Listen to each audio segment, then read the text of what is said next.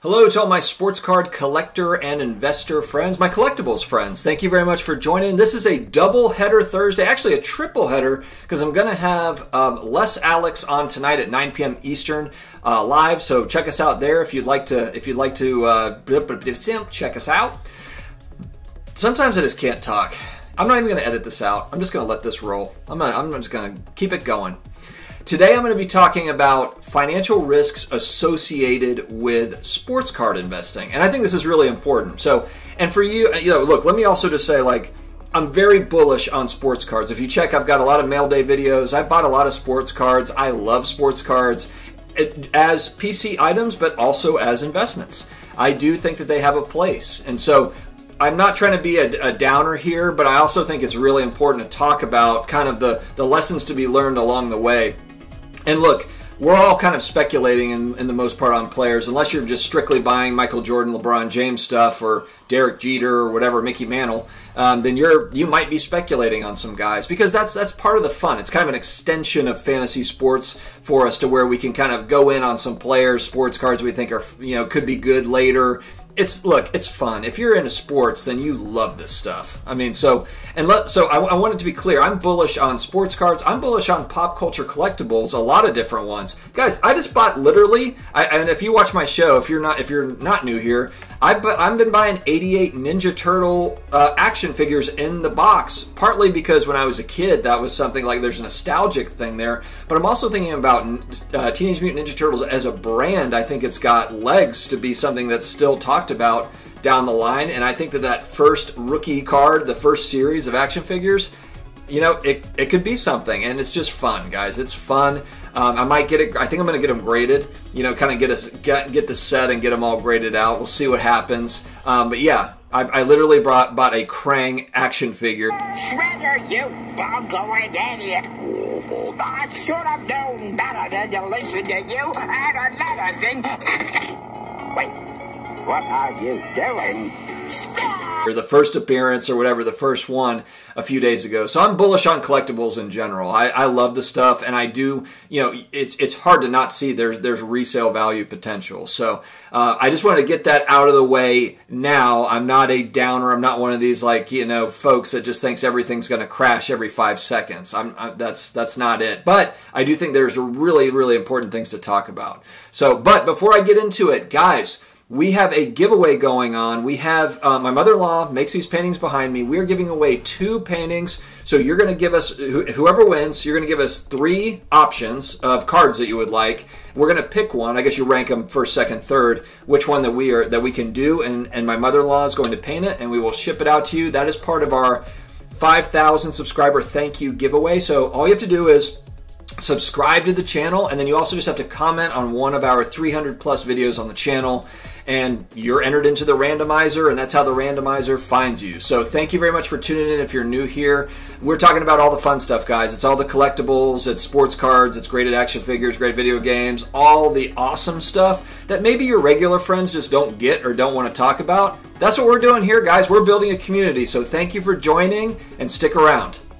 Okay, guys, I think that it's important to talk about financial risks that are associated with investing in sports cards. It's something that, I don't know if it's talked about enough. I mean, you do hear a lot of kind of the do your research and research. But what does that really mean? And here's the other part of that is not everyone really even understands exactly how to research. On this channel, we do try to, explain some of those things and try to help. But the other part is even if you do all your research, you can still lose a lot. Let's be clear. We are essentially kind of betting on a player's career and a player's brand when we're buying into a sports card or sports memorabilia item on that particular person. And that's why it's so popular to buy LeBron James and Wayne Gretzky and Michael Jordan, because they're already established figures. So it's a fairly safe, investment. I get it. But a lot of us are not just buying that stuff, and some of us aren't buying any of that. A lot of us, there's a lot of people that are focused on modern players that are playing, and they just enjoy that part of it. And so, the thing that we can never forget is that, look, a player's career can end in a day. I think back to, I use Bo Jackson as an example all the time, but this guy, if you are from that, if you're my age, I'm 40 next year, this guy was at the very top of the sports world. in 1990. I think is when he went down with his injury, or 91, or whatever year. It was 89, 90, 91 time frame. But this guy was on top of the world. I mean, he was the best athlete on the planet. And even like, Deion Sanders will tell you that. I mean, everyone agreed. And this is back when Barry Sanders was playing, and like Bo Jackson was it. Bo was the guy. And literally his career ended on one play. He had a freak hip injury that he was not able to come back from. And that's it, and that guy had a bunch of cards printed, even though he only played for a handful of years, but he was on top of it. So, that can easily happen to anyone. Andrew Luck decides to retire out of the blue. There were some very expensive Andrew Luck cards. I remember this because I remember seeing kind of the fire sale that went on after Andrew Luck announced his retirement. People just trying to get rid of RPA type stuff. And it was going, a card that might have been multiple thousands of dollars is now all of a sudden $300 or $400 in like the matter of 24 hours. So it's absolutely critical that we keep that in mind. When we're looking at players. As high as I am on like a Luka Doncic or a Patrick Mahomes, you don't think that I'm thinking in the back of my mind like, look, this guy just gets one unlucky step, one unlucky collision, and that's it. So that's why it's really critical, I think, too, just to have kind of a real solid game plan in your mind. As far as long-term investments go, if we're talking about even the kind of the surefire prospects like a Patrick Mahomes or a Luka Doncic, I always, what I try to do, and I've heard others talk about this too, and I like this idea, is where they've got multiples of things and they've essentially kind of, bought in, and then they'll sell off to kind of get their principal back, to kind of get what they've paid in for everything. So kind of they're taking profits, and then that way, if the player's career goes away, then it's like they break even on it, fine. But if they do well, then there's upside there. So I kind of like that strategy, because once you start leveraging yourself, and it's no different with anything else, you leverage yourself in the stock market, you over leverage yourself in the real estate market. No, it's not a player's career, but you don't know what could happen with the U.S. economy, with interest rates. Things change in a hurry. Things can change very quickly. So it's always like no one wants to get caught holding the bag. That's what we're always thinking like, oh man, I don't want to get stuck. I'm stuck with Mason Rudolph rookie cards. I've made videos about it. I've got Ryan Finley rookie cards. We all have those stories. I've got Project 2020 stuff. So and that's why it's like, buy what you like, because you might be holding on to it for a while. You don't want to buy something that you just don't care about or just don't like. You have to also be thinking in your mind that collector side of you. For me, when I'm making buys, a lot of it is, do I like this player? Do I like it as an investment? There's kind of there's a bunch of checkpoints, with a lot of the stuff. Is it PC? Is it long-term hold? Is it medium? Is it middle hold? Is it going to be like a year or less? Do I think I can hold it for 5 years or more? I'll buy vintage because I'm looking to hold on to it for a long time. So there's so much that's going into this. But I think that's absolutely critical. I'll say it again. A player's career can end on one play. We've seen it happen. So let's not kid ourselves. Let's talk about breaks. So, and what I'm talking about that is essentially buying into a break where, Prism Football is a very popular product right now that just came out. What are hobby boxes? $1,000, $1,200, or whatever it is. Well, you can buy into a break and you have a chance to win cards. You get a chance to get the cards of players that you like out of it. But again, there's certainly a gamble involved there, to where you could put up, $80 to be a part of the break and get no cards out of it. No cards, and then you might put $80 into a break and get a $10,000 Zion card. It could happen, but it feels like lottery tickets at that point. I would just be very careful with breaks. If it's entertainment value, if it's something where it's like, hey, you're doing it as a family or something, and it's fun, we're watching this online, and you have the means to be able to, hey, it's okay if I lose $100 in this break, that's a totally different thing than somebody that is, living paycheck to paycheck and trying to hit it big on a break. You know, to me, those are two different things. So I would just say with breaks, just be really careful. You know, there's a lot of ways to lose money doing breaks and not a lot of ways to gain money, to profit off of breaks. So that would be kind of that first point. And I bring that up because actually one of my brother-in-law was talking to me over Thanksgiving holiday about, hey man, like if I was to get into this, and he's a big sports guy, how would I start? Should I like buy a box, like a hobby box? Should I get into breaks? Should I buy single cards? And it was like, oh, I had to just like kind of like think about how to answer this question because there's so many different ways you can go with it. But I told him, don't let your first experience be just getting into a bunch of breaks, unless it's just purely entertainment value, as I said. A couple of platforms that I like, I have not done anything on StarStock yet. I have done a little bit on ComC. I've done some stuff buying and selling on ComC. That could be a good way to kind of, you know, it's like playing the slots with like, you know, with $1 to $5 cards.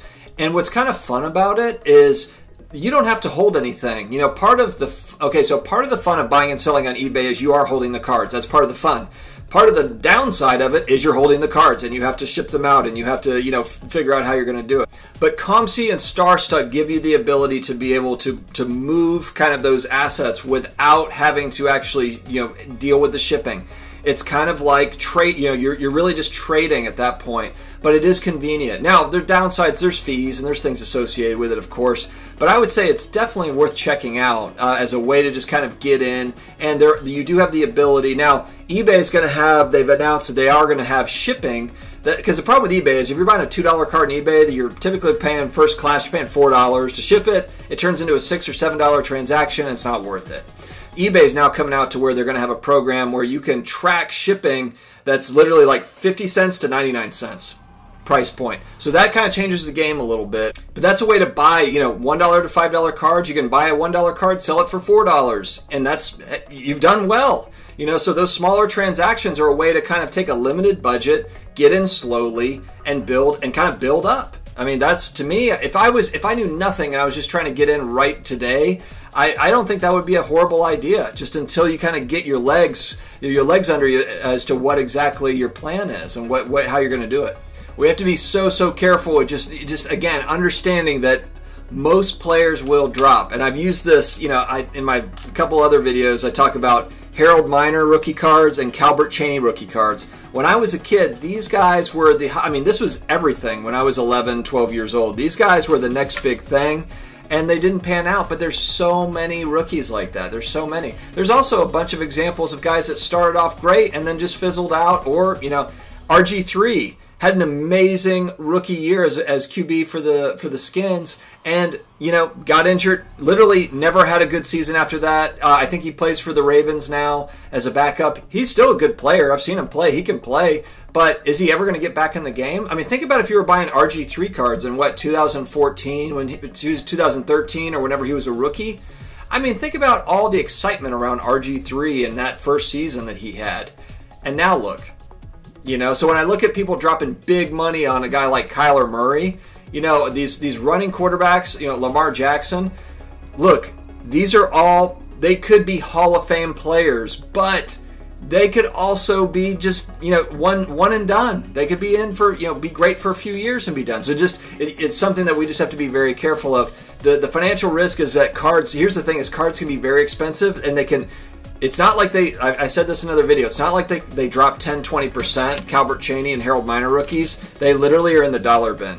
You know, another example, Clyde Edwards-Hillaire, back after that week 1 win where he went off in week 1, I think the Chiefs opened the season on that Thursday night. That Don Russ rookie card was the only card for him at that point. That card went up to $60 raw. It went up to $60. It's now a $2 card. We're not even talking about like years later. We're talking about like a couple months later. You know, and look, it could bounce back. It could go up. Is it ever going to hit $60 again? Probably not.